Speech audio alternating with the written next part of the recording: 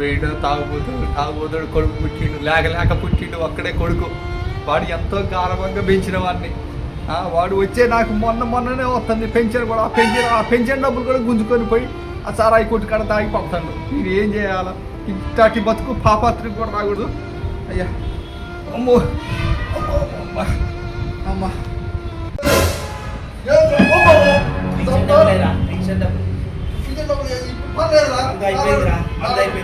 ఇంటికే తీసుకొచ్చిపోయిందిరా.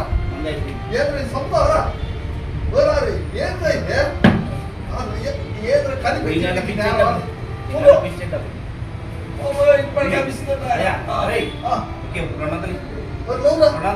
అయిపోయిందా? మంది అయిపోయింది.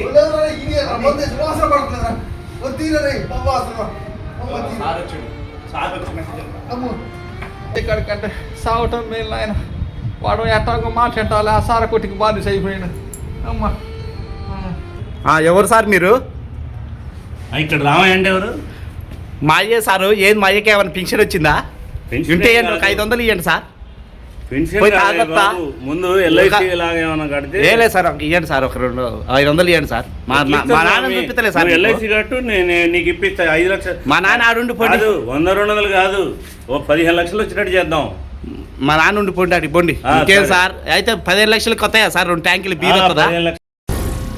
ఏం మాట్లాడుతున్నావురా? నరాలు కట్ అయిపోయింది. ఓకే సార్, పోండి, ఆడుండి పోండి. ఆడు రామయ్య గారు సార్ నమస్కారం. కూర్చోండి. మీ పేరు మీ చిన్ననాటి స్నేహితుడు ఒక ఆయన కలిశాడు. ఆయన మా రామయ్య కూడా చేరుతాడండి, అక్కడికి వెళ్ళొద్దంటే వచ్చాను. అయితే మన దగ్గర ఎల్ఐసి పాలసీ ఒకటి ఉంది, అది కట్టుకోవాల్సి వస్తుంది. 5,000 రూపాయలు కడితే నీకు ఫ్యూచర్లో పనికి వస్తుంది, మంచిగా ఉపయోగపడుతుంది. వచ్చిన డబ్బుల గురించి నువ్వు వదిలిపెట్టేసి మీ ఫ్రెండ్ నేను చూసుకుంటాం. నువ్వు సంతకం పెట్టేసి ఇక్కడ సంతకం పెట్టమంటారా?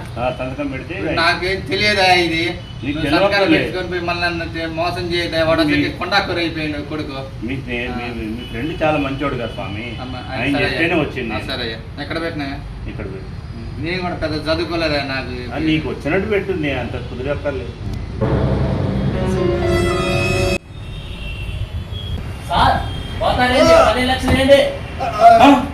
ఏమైందిరా?